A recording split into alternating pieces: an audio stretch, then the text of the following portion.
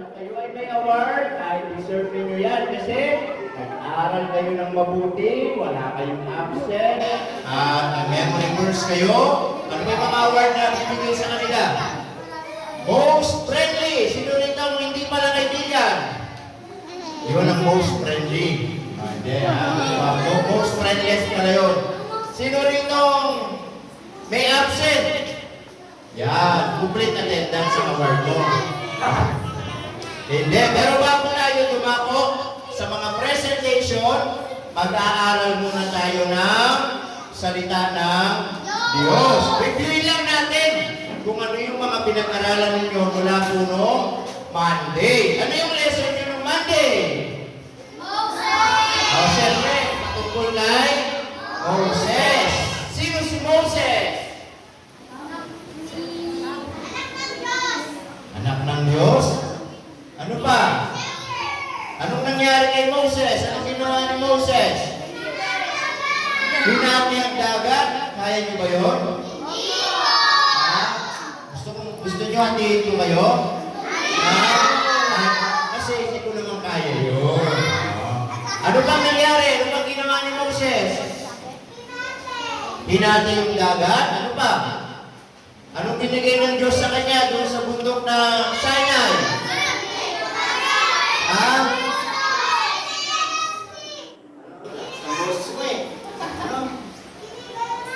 Binigay ang stick. Anong stick? Kape? Ano? Anong stick? Sinagturo dito, binigay daw ang stick kay Moses. Anong binigay ng Diyos kay Moses? 10 commandments. Diba? Nakalagay na kauwi dun sa tablet o dun sa stone. Okay?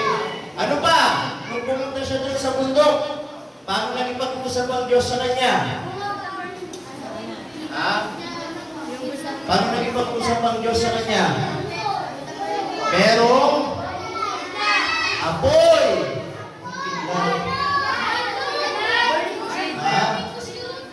Diba merong burning bush?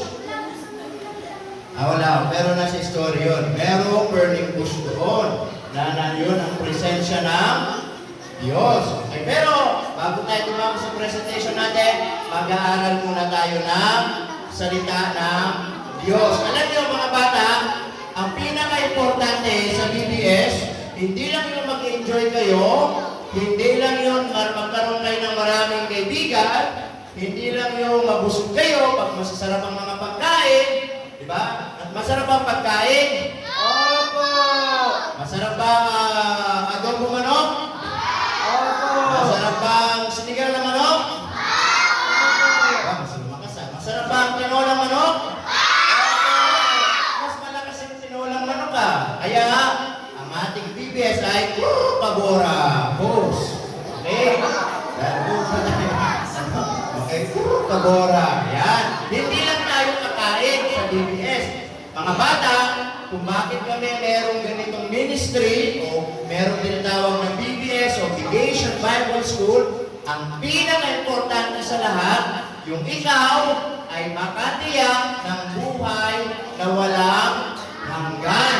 Lagi naman yan tinuturo sa atin. Diba? Katulad ng Diyos, ginamit si Moses upang sa ganon, yung bayan ng Israel na inaalipin ng mga nila Pero na nasa bansang Egypto ay palayain ng Diyos at dalhin sila sa sila dadalhin? Sabi niya sila dadalhin? Dadalhin sila sa promised land o lupang pangako. Alam niyo, ganun din ang plano ng Diyos sa bawat mga bata.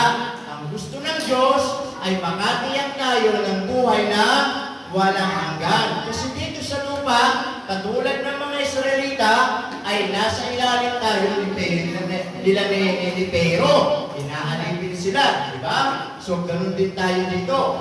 Inaalipin tayo ng kasalanan, ng ating kaaway. Kaya gusto ng Diyos, palayain tayo. At ngayon, ang gagamitin ng Diyos, walang iba, kundi ang kanyang bugtong na anak. Sino ang kanyang bugtong na anak? Si Jesu Cristo. Si Jesus Christ ang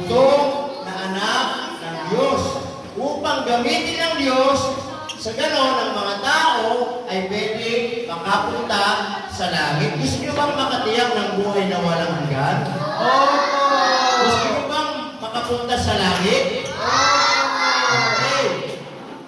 Maraming tinuro na sa inyo, pero i-reviewin lang natin. Ang pagpunta sa langit, hindi sa pamamagitan ng mabuting gawa, hindi sa pagiging mabuting bata, hindi sa pagiging reliyoso. Ang pagpunta sa langit, hindi sa pagbabautismo, hindi sa pagsimba dito sa church, o anuman. Ang pagpunta sa langit, mga bata, ay simple lang. Ang sabi ng Biblia sa 1:3-16, alam niyo ba yun?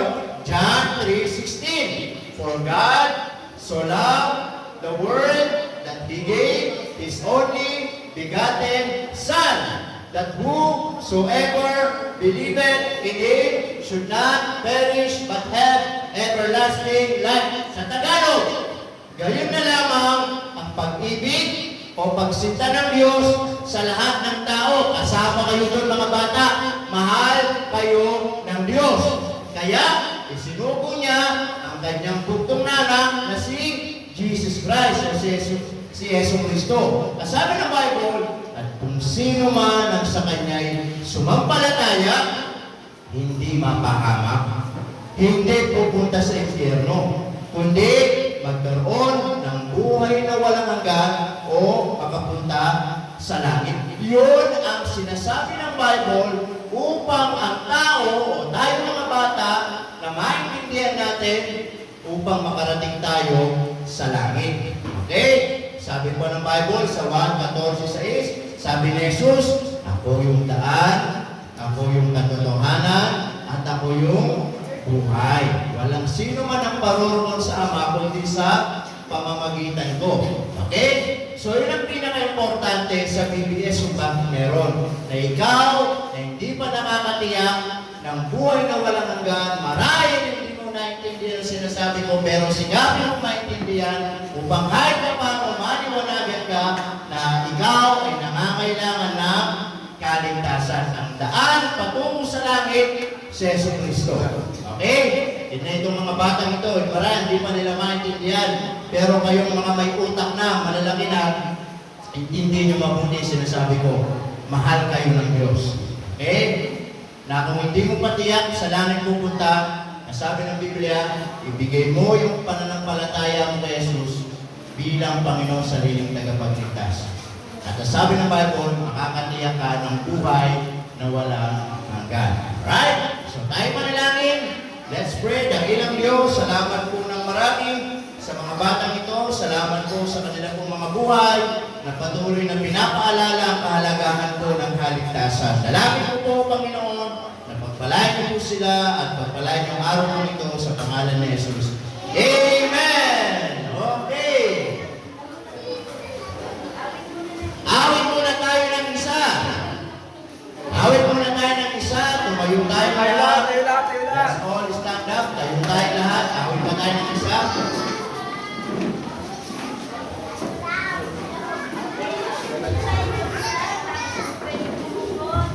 Okay, kakanta.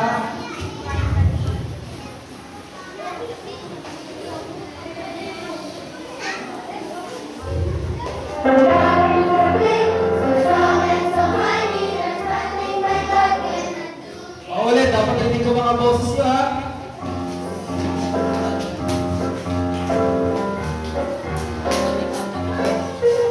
My God is so great, so strong and so mighty, there's nothing my God cannot do.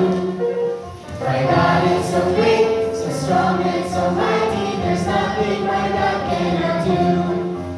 The mountains are His, the rivers are His, the stars are His handiwork too. My God is so great, so strong and so mighty, there's nothing my God cannot do. My God is so great, so strong and so mighty, there's nothing my God cannot do. My God is so great, so strong and so mighty, there's nothing my God cannot do. The mountains are His, the rivers are His, the stars are His handiwork too. My God is so great, so strong and so mighty, there's nothing my God cannot do.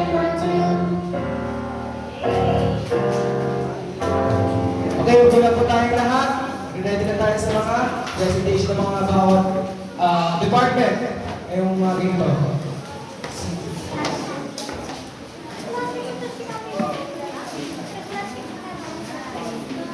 Okay, lahat ng pre-primary, pumunta na po tayo sa unahan at magkakas na tayo yung pinractice natin kahapon. Okay, pre-primary, para kayo.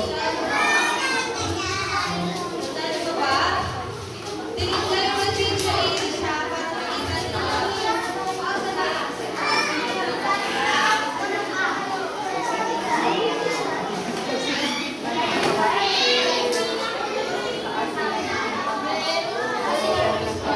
Ganda niyo po ba?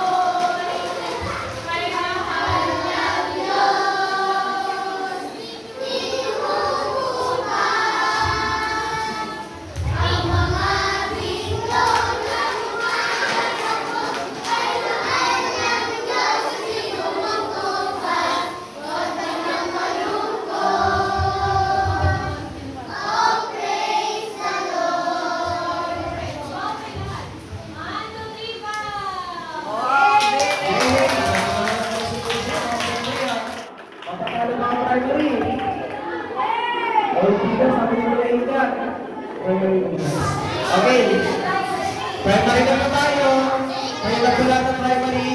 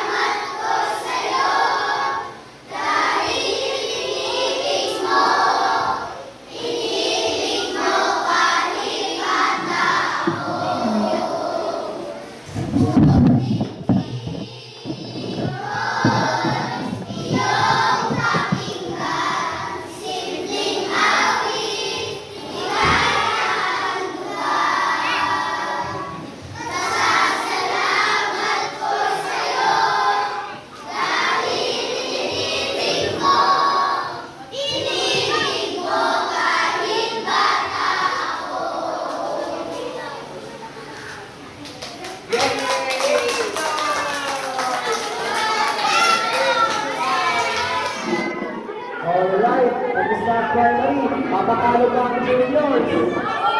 Hello po.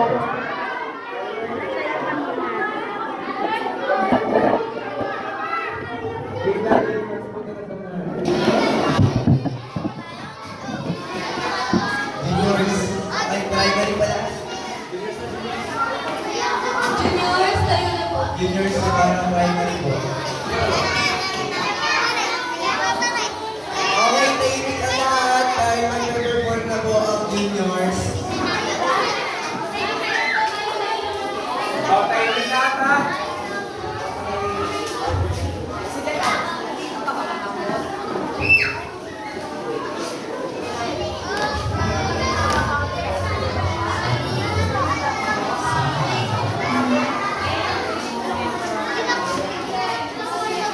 Okay, primary, wala po munang maingay. Ops, pag-primary, pag-primary yan. Nakikinig kayo sa mga ating kuya. Pag-primary yan, pag-primary.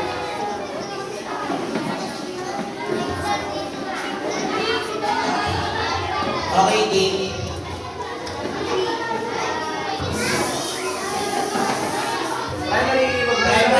Primary, wala po munang maingay. Okay, handa na ba kayo makinig? Maingay at tanunin natin sila kuya at ate, okay?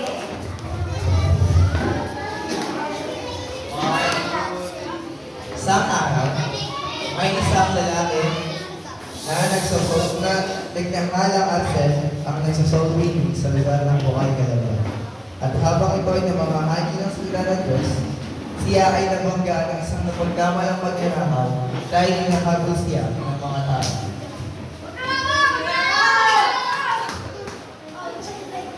Sorry po. Wala. Pwede naman. Si Raven, na napagkamalang magnanakaw, ay nabahagingan ni Arcel ng sanda ng Diyos. Si Raven ay naging isang anak ng Diyos at naging matapat sa Panginoon.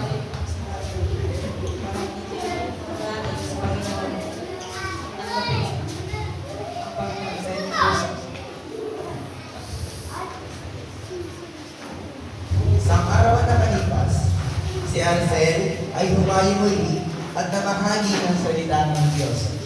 Siya ay napadaan sa mga babaeng nagiinuman at ito ay kaniyang pinahalinan.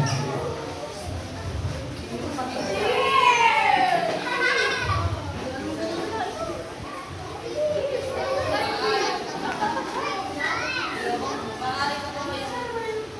Sorry.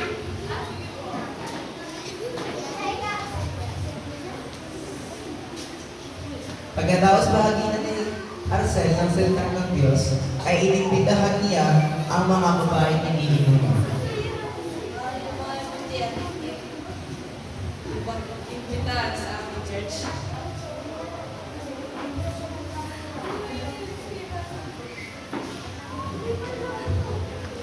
Sa pag-imbita ni Arcel, isang babae lang ang tumalo sa imbitasyon ni Arcel. Ito ay si Razel. Lumipas ang ilang linggo,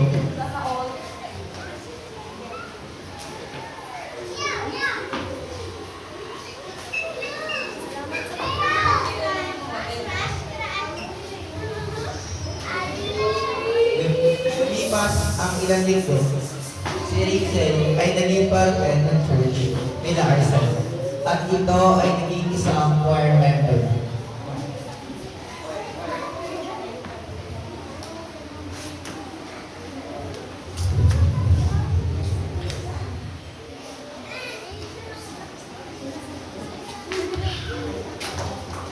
Lumalim ang pagkakaibigan ni Arcel at Razel.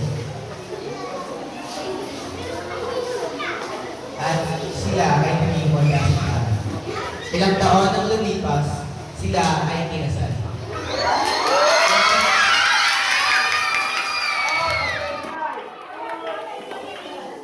Buyang Kalmasa.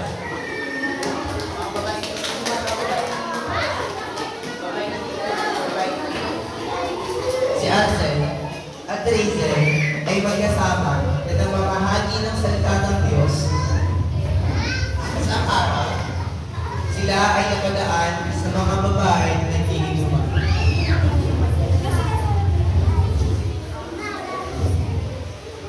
Ito pala ang mga kaibigan ni Razel.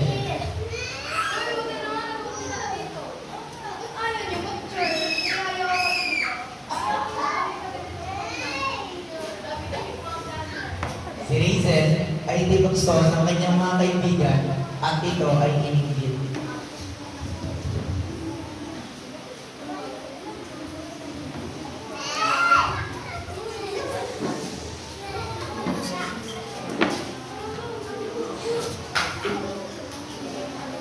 Pagka-uwi nila sa kanilang bahay, si Razel ay kinausap si Arcel.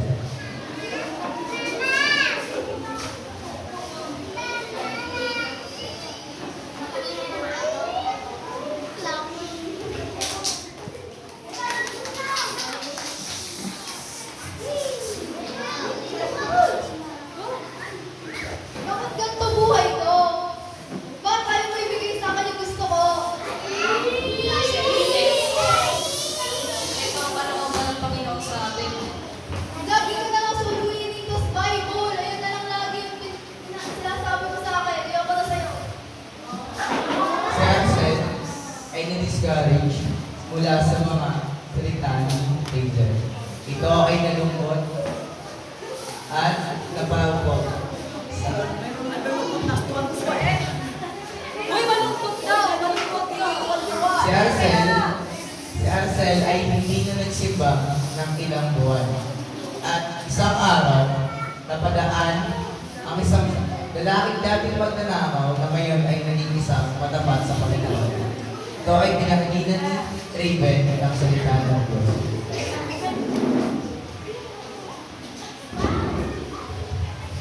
Oh, ikaw pala yan.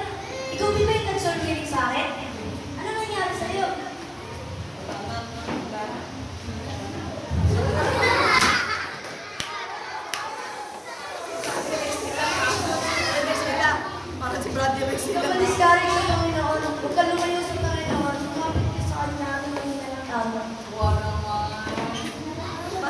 si Ansel ay naging isang matapat muli sa Panginoon at binalikan niya si Rachel at ito ay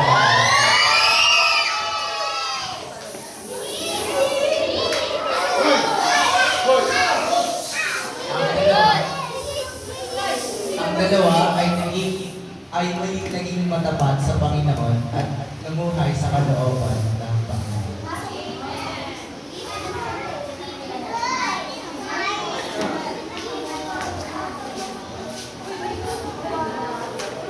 Yung mga magre-recite ng memory verse,